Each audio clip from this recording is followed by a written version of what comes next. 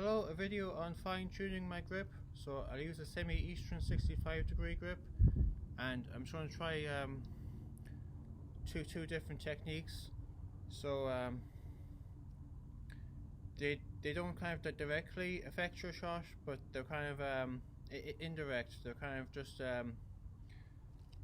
more kind of on average, I suppose. So the first one, I'll kind of on the serve, I'll use my weaker arm to toss the ball, but I'll kind of lead with the weaker arm. So I'll move the arm down very quickly, and that will drag my chest down to set me up for swinging the serve. So the faster I swing the arm down, the more momentum from my upper chest motion.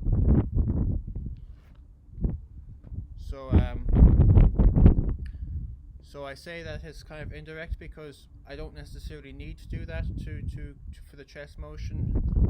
I can just, without any arm toss, I can move my chest very fast.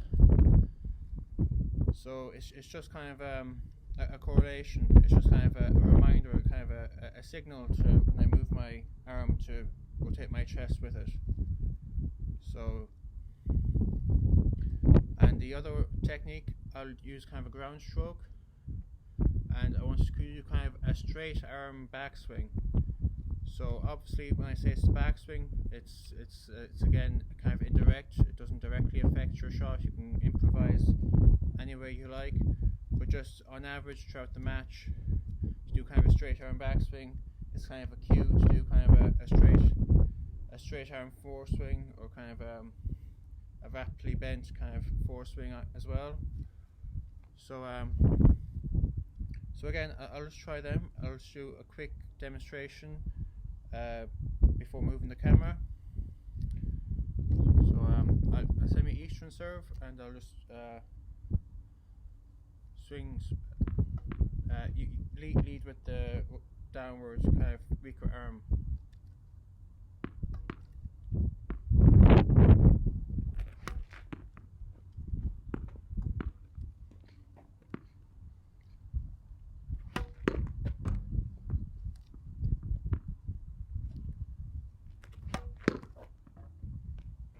So I'll just move the camera.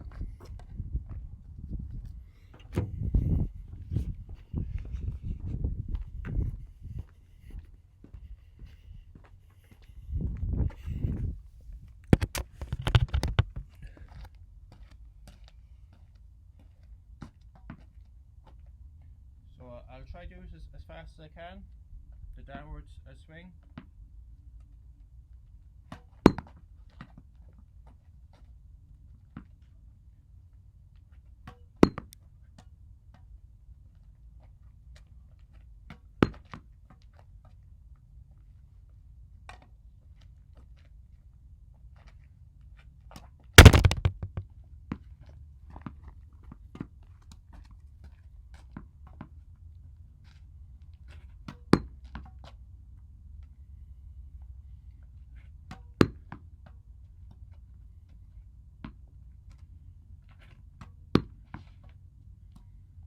So I'm just kind of using a flat stroke.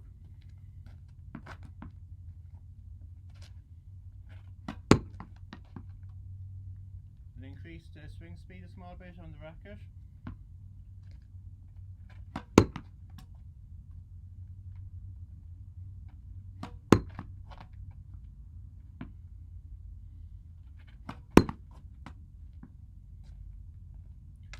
So when I bring the arm down, it rotates the shoulder, and that's what generates the upward on the opposite side. I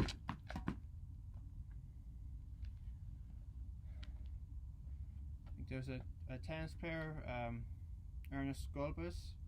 He does a similar technique on the forehand.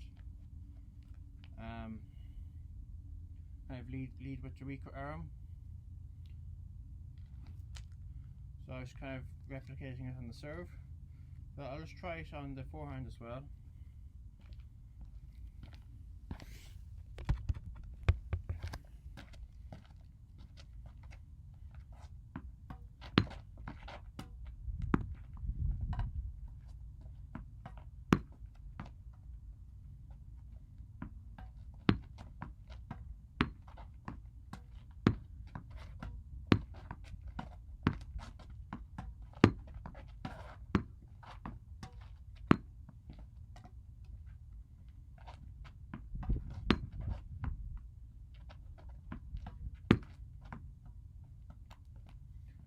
So you can do kind of you don't have to do a full weak arm backwards. You can just do kind of a shortened arm as you swing it backwards, if you find that easier.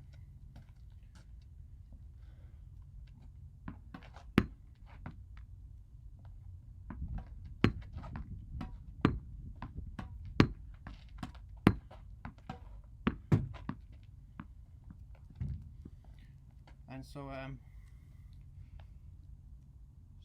now I'll move on to the next technique that I was trying. So I'll use kind of a straight arm backswing and kind of a straight arm foreswing.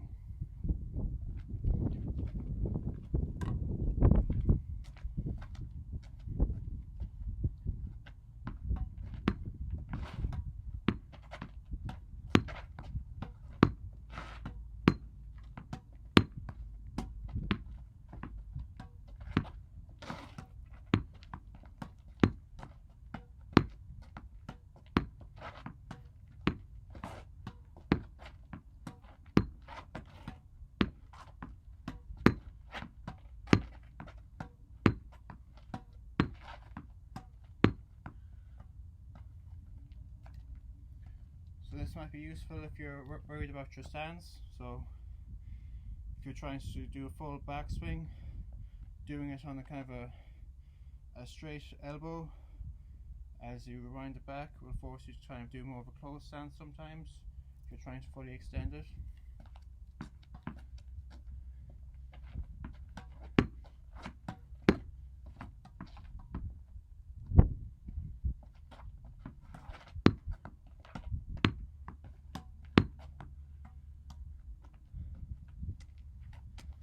There's the camera once again.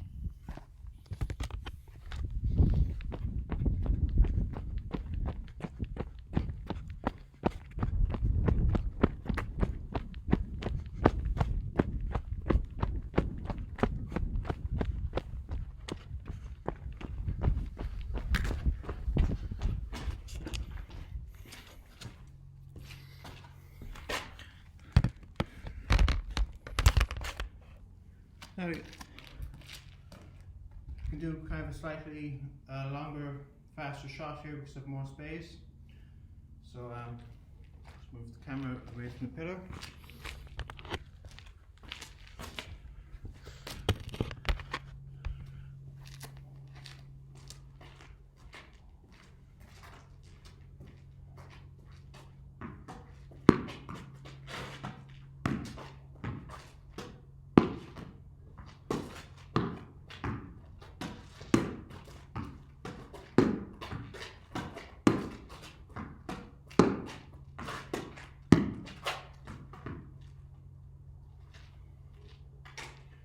So for the backhand side, I was doing the same semi-Eastern grip. So using kind of a flat, kind of a straight elbow in the backswing, and I kind of bent it on the foreswing.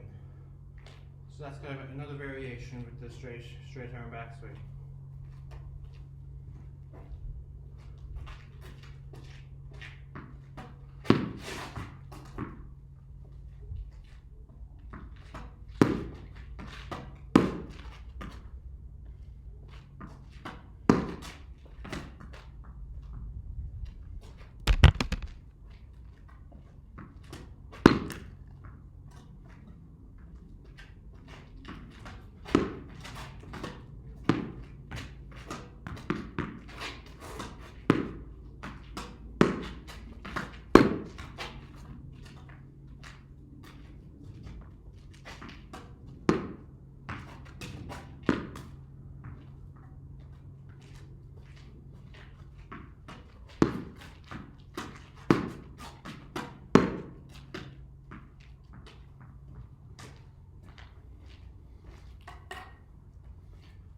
Okay, so as I was saying, it's more about correlations and probabilities. It's not kind of an exact mechanism. So I can still do kind of a straight arm backswing on kind of an open stance, but I might have kind of less time to hit the ball down the line. Whereas if I do kind of a straight arm backswing, kind of pushes me back a small bit on the stance, it's giving me more time. So do have an endless number of compensations to vary it, but that's just kind of an indirect way to affect your technique.